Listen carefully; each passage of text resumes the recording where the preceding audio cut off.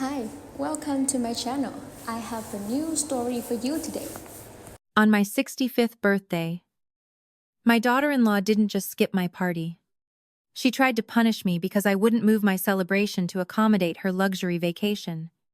She needs a lesson in humility, she told my son. He just stared at the floor, too weak to speak up. So, I just smiled. It served cake to the people who actually showed up. And by the time she got back from her trip, her rent-free home, her paid bills, and her easy life under my roof were gone. For my 65th birthday, I really only wanted one thing: some peace and quiet time, to tend to the roses in my garden and a nice thick slice of black forest cake. But my son Leo and his wife Blair had other plans, which they presented to me during Sunday brunch. "Mom, we need to talk." Blair started using that condescending tone she always adopted when she wanted something. "We booked this exclusive wellness retreat in Napa, and it happens to be right on your birthday weekend." I looked at her calmly, feeling the history of the house around me, and waited. She clearly expected me to offer to reschedule my party immediately, just like I used to do. "That sounds lovely for you. Napa is gorgeous in May," I said simply, stirring my coffee. Leo shifted uncomfortably in his seat, avoiding my eyes. "Well, Mom, we thought you could just push your party back a week so we could be there. It wouldn't be the same without us." I set my cup down with deliberate care. In my quiet suburban home outside of Seattle, there used to be unwritten rules of respect. My late husband and I spent 30 years paying off this mortgage. Every brick in the driveway represented a sacrifice. "No," I replied firmly with a tone they hadn't heard before. "My birthday is May 20th. I've already invited my hiking club and booked a table at that little Italian place downtown." Blair let out a forced, sharp laugh, the kind of sound that set your teeth on edge. "Honestly, Martha, it's just a date. Are you really being that selfish? We wanted to show you how much family means to us. But you're making it impossible." She called it flexibility. I called it a total lack of respect for my time. Leo looked at the floor, his backbone seemingly made of jelly.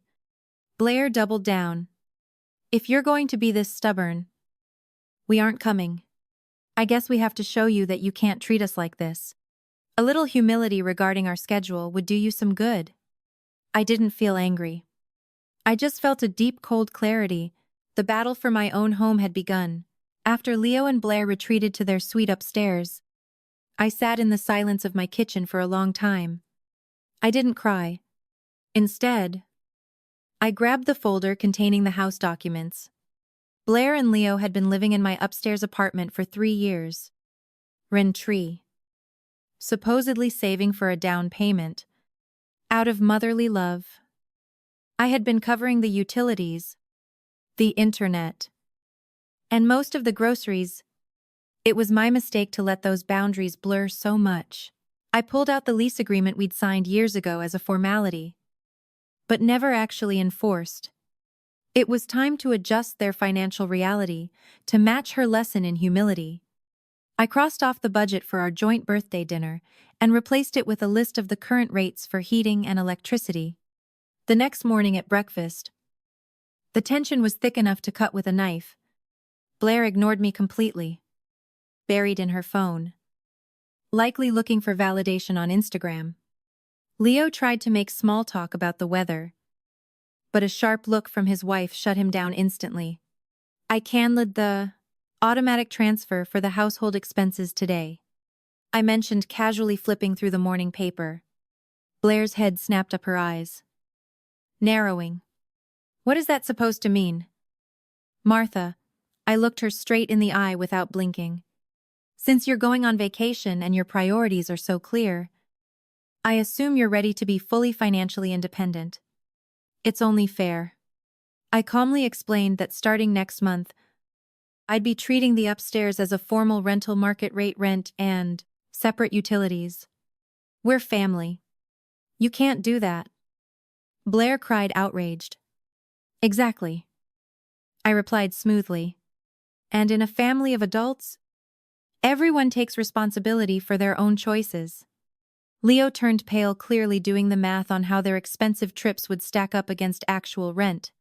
Blair triumphantly announced that they were officially boycotting my birthday to show me who was really in charge. I just nodded and poured myself more tea. They thought their absence would break me. But they didn't realize I was already starting to enjoy the quiet. The week leading up to my birthday was marked by a strange, almost clinical silence. Blair tried to punish me by avoiding the common areas, like the living room and the garden. They cooked on a little hot plate they'd bought hiding away upstairs. It was almost funny watching how much effort she put into making sure I felt lonely. I, on the other hand, loved the new order in my kitchen and the extra space in the fridge. I hired a professional landscaper to get the hedges and lawn into perfect shape, a task Leo had been promising to do since last fall. I left the invoice for the landscaping right on the kitchen table, with a polite note requesting his half of the payment for the outdoor maintenance. On the morning of my 65th, I heard the thud of heavy suitcases on the stairs. Leo knocked softly on my door. Happy birthday. Mom. We're heading to Napa. See you in a few days. He sounded miserable, but Blair's voice barking from the hallway cut the conversation short. She didn't even look at me as she slammed the front door. Have fun at your sad, lonely party, she yelled over her shoulder. I didn't answer. Instead, I lit a high-end scented candle and started setting the long oak table in the garden for my guests. 12 place settings, fina and real linen napkins. Around noon, the first crack in Blair's plan appeared. A large delivery truck from a high-end furniture store pulled into my driveway. It was the designer sectional Blair had ordered weeks ago, shipped to my address, and set up as an automatic withdrawal from my secondary account. What she'd forgotten was that I had revoked her access to that account 3 days prior. The driver shook his head, showing me his tablet. Payment declined. Mrs. Ensign Gruber. I smiled at the young man. I'm so sorry. The people who ordered that are on vacation. And I have no need for a new sofa. I'm afraid you'll have to take it back. The truck drove away with the couch. Blair's latest status symbol was gone. Before she even got to sit on it, I felt a wonderful spark of self-determination. Atre sutepe. M. Sharp. My garden came to life. My friends from the hiking club, my longtime neighbor Helen, and even my cousin from Chicago arrived. We laughed, drank some excellent California wine, and enjoyed homemade cake under the old apple tree. No one asked about Leo or Blair because I'd already let them know the kids had opted for a vacation instead. The atmosphere was light and genuine, free of the toxic comments Blair usually used to hijack every conversation. Helen toasted me. Martha, you look 10 years younger today. Retirement finally seems to be suiting you. I realized she was right. The pressure to please everyone had finally evaporated. While we were celebrating, the angry texts started rolling in. Blair must have gotten a notification from the furniture store. What did you do? Why isn't the couch at the house? That was a limited time offer. I read it. Showed it to Helen. And we both had a good laugh. I didn't type a response. I just laid the phone face down on the table. There was no need to argue about things she couldn't afford but expected me to pay for. The sun dipped behind the trees and we grilled dinner in the twilight. It was the best birthday I'd had since my husband passed away. Late that night, after the guests had gone, I walked through the quiet house. I didn't feel lonely. I felt secure. I went into the basement and shut off the main water valve to the upstairs laundry hookup since Blair always overloaded my machine. with my expensive detergent while I was sleeping. I'd informed them tomorrow that they needed to use their own dedicated lines in the basement laundry room, just like it said in the lease. I locked the connecting door to the upstairs. It wasn't an act of aggression. It was a clear marking of my private space. I slept deeply that night, without a single worry on my mind. 3 days later, on a rainy Tuesday, they returned from Napa. Blair didn't look relaxed. She looked like a ticking time bomb. The first thing she noticed was the missing couch. "Where's my furniture, Martha?" "This is theft," she screamed before she even dropped her bags. I was sitting in my reading chair by the window, flipping through a catalog for art supplies. The store couldn't process the payment. "Blair, since I'm not willing to finance your luxury lifestyle anymore, I refused the delivery. Simple as that." Blair's face turned a deep shade of crimson, a mix of embarrassment and rage. Leo stood there helplessly, holding 2 heavy suitcases, staring at the floor. "A steal bought with my money isn't a bargain."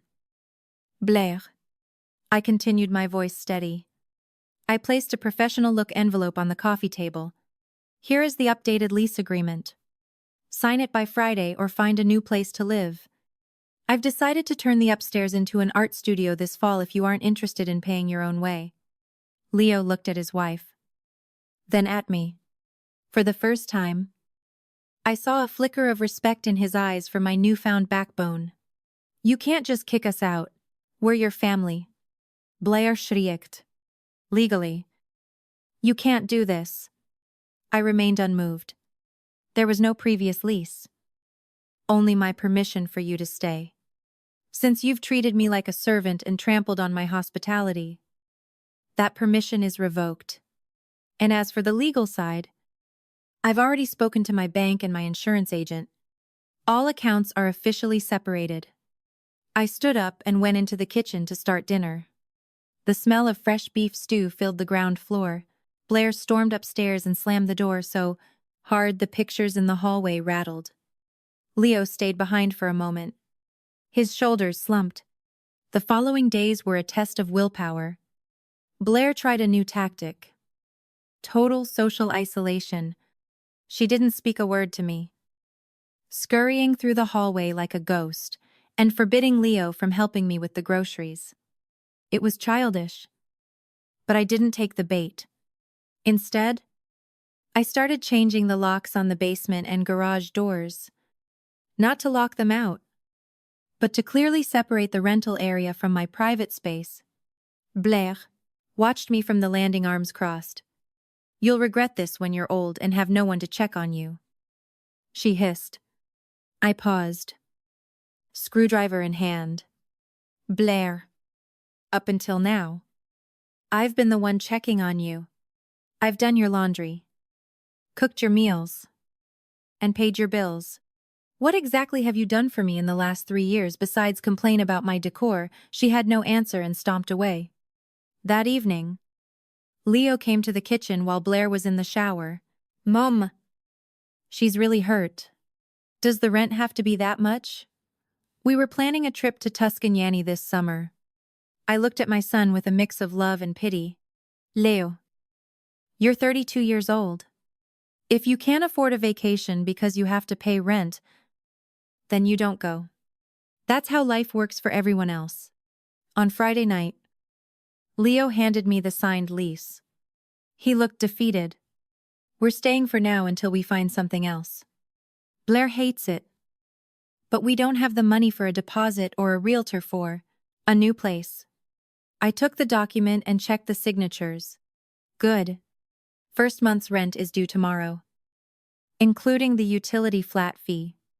And Leo, the washing machine in the basement now has a coin-op meter. The money goes toward the detergent you've been borrowing from me. He nodded silently and went back upstairs. I didn't feel triumphant. I just felt a massive sense of relief that the exploitation was over. 2 weeks after the lease was signed, my local garden club was holding its annual summer social. I'd been a member for years, and volunteered to host the buffet in my garden.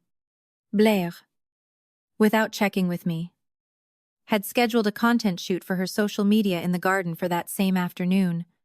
When she saw two men from the club setting up folding tables, she stormed out in her silk pajamas. "What is this? I reserved the patio for today. My photographer will be here in an hour."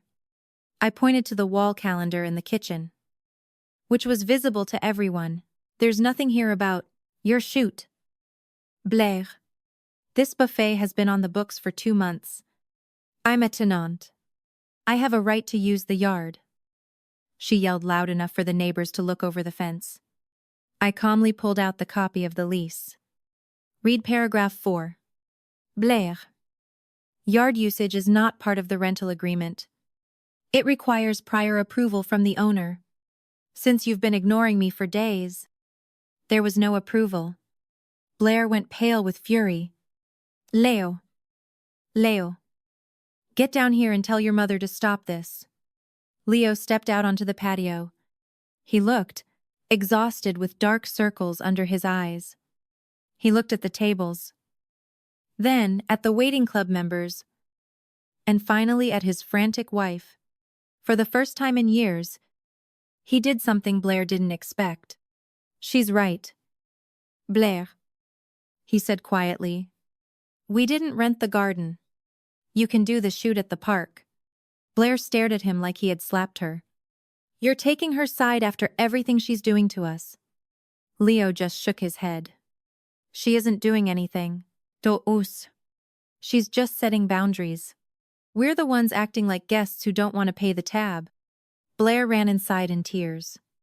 Leo stayed, picked up a crate of water, and helped me carry it to the tables. It was the first moment of real healing between us. After the garden disaster, Blair's behavior changed radically. She wasn't loud or demanding anymore. She fell into a sort of quiet gloom. She realized her strongest weapon, her control over Leo, had cracked.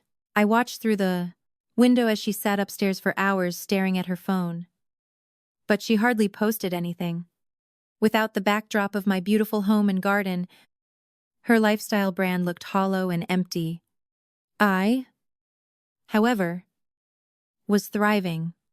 I started painting again, turning the old storage room on the ground floor into a sun-drenched studio. One afternoon, there was a tentative knock on my studio door. It was Blair. She looked smaller, almost fragile, without the heavy makeup and designer clothes.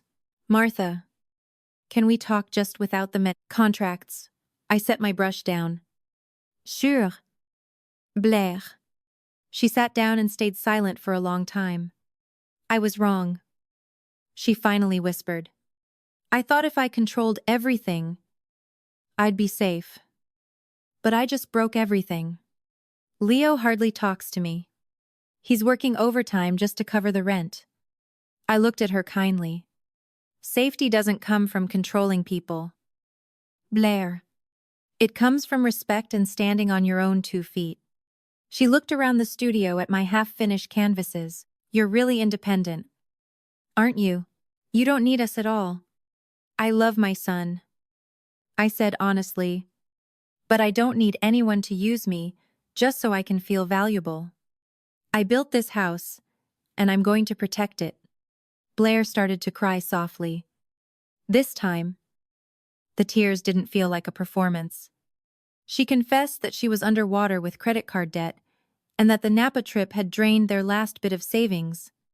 I didn't offer her money, but I offered to help her sit down and figure out a budget. The power games were over. Despite the softening of the tension, we all knew that living under one roof was no longer the answer. The wounds were too deep, and the dynamic had changed too much. Blair and Leo started seriously looking for a small apartment downtown. I helped by giving them a glowing reference, but I stayed firm on the monthly rent until the day they left. I wanted them to truly understand the value of a home. One Saturday, the moving truck arrived. It was a smaller truck than the one they came in with.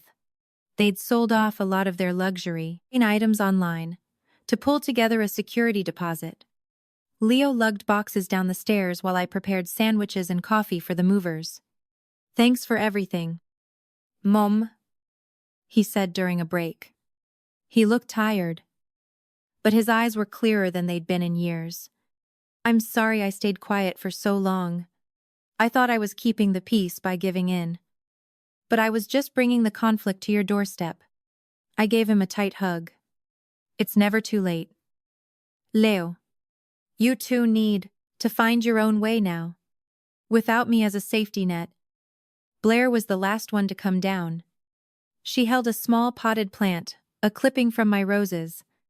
"Can I take this as a reminder?" she asked softly. I smiled. "Of course. Take good care of it. It needs plenty of light and very clear boundaries when you water it."